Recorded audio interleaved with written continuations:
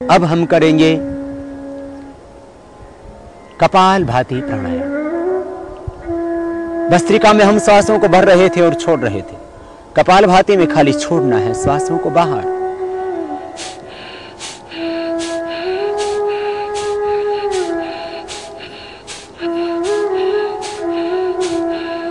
श्वासों को बाहर छोड़ रहे हैं और जब श्वासों को बाहर छोड़ते हैं तो उदर का आकुंचन होता है सहज, पेट जाता है अपने आप अंदर।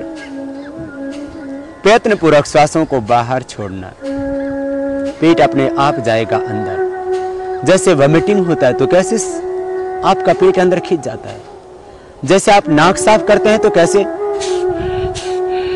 पेट खींचता है। सांस को बाहर ही धक्का देना, पूरे प्रयत्न से, पूरी शक्ति से। एक ही विचार, एक ही संकल्प कि मैं श्वास को बस बाहर छोड़ रहा हूं। और जैसे आप श्वास को बाहर छोड़ते हैं तो पेट अपने आप जाता है अंदर। होता है कपाल भाती प्राणायाम।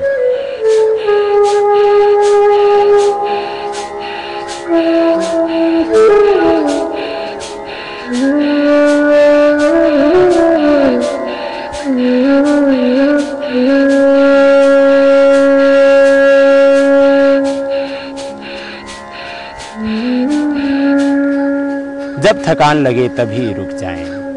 प्रारंभ में आप इसको 30 बार ही करें।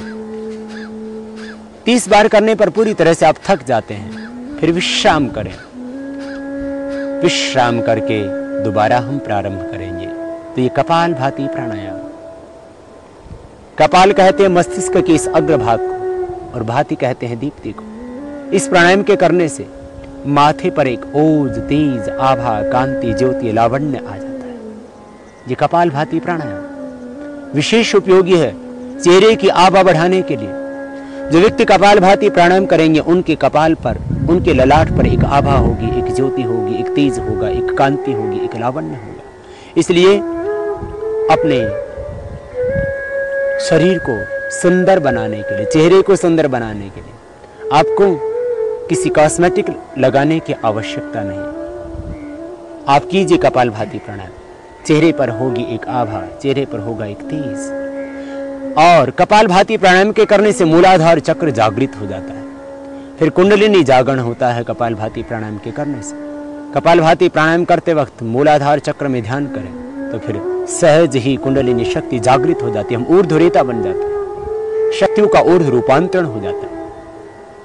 फिर से करेंगे प्रारंभ कपाल भाती प्राणायाम का।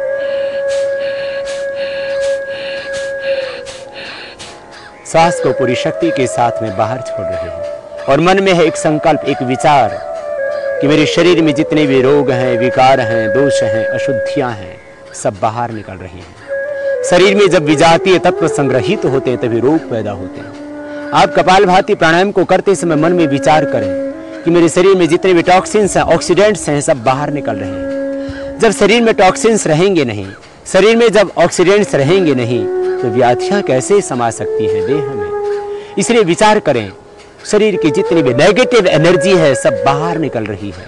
रोग, विकार, दोष बाहर निकल रहे हैं। चित्त में भी जो जन्म जन्मांतरों के अशुभ विचार थे, संस्कार थे, वे सब बाहर निकल रहे हैं। कॉन्शियस, अनकॉन्शियस और सब कॉन्शियस माइंड में जो भी अशुभ था सब बाहर निकल रहा है। जब थक जाएं तभी रुक जाएं। अपनी शक्ति का अतिक्रमण न करें। फिर से विश्राम करें बीच में एक बार।